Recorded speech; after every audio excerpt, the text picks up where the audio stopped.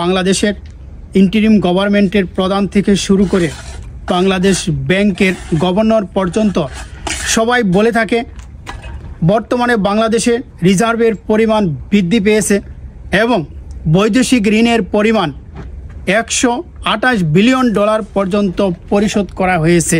এই উপদেষ্টা মণ্ডলীর সদস্যরা বিভিন্ন জায়গায় বলে থাকে এরা ইন্টারিম গভর্নমেন্টের কারণে বিদেশি ঋণের পরিমাণ দিনে দিনে পরিশোধ করা হচ্ছে, কিন্তু তথ্যটা সম্পূর্ণই ভুল। এরা নিজেরাই জানে না এরা কোথায় আছে, কি বলছেন।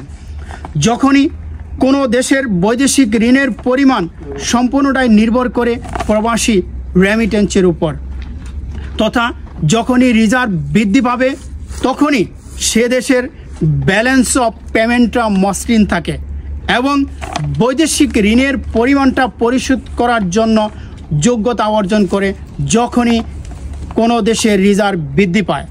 এই রিজার্ভ বৃদ্ধি পাচ্ছে প্রবাসী শ্রমিকের জন্য।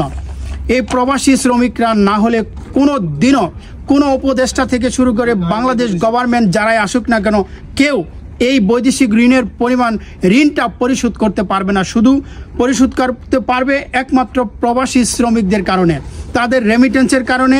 এই রেমিটেন্স দ্বারা বাংলাদেশের এই রিজার্ভ বৃদ্ধি পাচ্ছে। রিজার্ভ যত বৃদ্ধি পাচ্ছে বৈদেশিক ঋণ ততটা পরিশোধ করার সক্ষমতা অর্জন করছে। আর সেই প্রবাসী শ্রমিকরা যখনই দীর্ঘদিন অপেক্ষার পরে শ্রমিকগুলা যখনই বাংলাদেশে যান তখন এয়ারপোর্টে তাদের মূল্যবান সামগ্রী সহ কেটে নিয়ে যায়। এনবিআরএ কর্মকর্তা যারা তথা রাজস্ব বোর্ডের কর্মকর্তা ও সিভিল এভিয়েশনের এই কর্মকর্তা দ্বারা বেশি নির্যাতিত এই প্রবাসী শ্রমিকরা। প্রধান উপদেষ্টার কখনো নজরে আসে না প্রবাসী শ্রমিকরা কিভাবে নির্যাতিত হচ্ছে। তাদের লাগেজ কেটে স্বর্ণ অলংকার সহ সব কিছু নিয়ে যাচ্ছে। দীর্ঘদিন যাবৎ এই প্রবাসীদের অধিকার নিয়ে কথা বলছি, কিন্তু কখনো কোনো প্রবাসী শ্রমিক শুধু এর আজকে মনে করছেন শুধু অন্য এক ভাইয়ের লাগেজ কেটে নিয়ে গেছে বাস এটাই এনাফ, আপনি আমার কি কিছু না।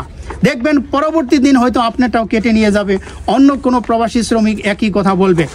তাই বিশ্বের যে কোনো প্রান্তরে প্রবাসী শ্রমিকরা আসে, আপনারা সবাই জেগে উঠুন, একযুগে আমরা আওয়াজ উঠাবো এয়ারপোর্টকে এনবিআরএ কর্মকর্তা এবং সিভিল এভিয়েশনের কর্মকর্তাদের অনতি বিলম্বে তাদেরকে বিচারের আওতায় যদি সম্ভব হয় বাংলাদেশের বন্দরগুলোকে যেভাবে পরিচালনার জন্য বিদেশিদের হাতে তুলে দেওয়া হয়েছে এয়ারপোর্টকেও বিদেশির হাতে তুলে দেওয়া হোক। কারণ কেননা প্রবাসী শ্রমিকরাই এয়ারপোর্টটা বেশি ইউজ করে থাকেন।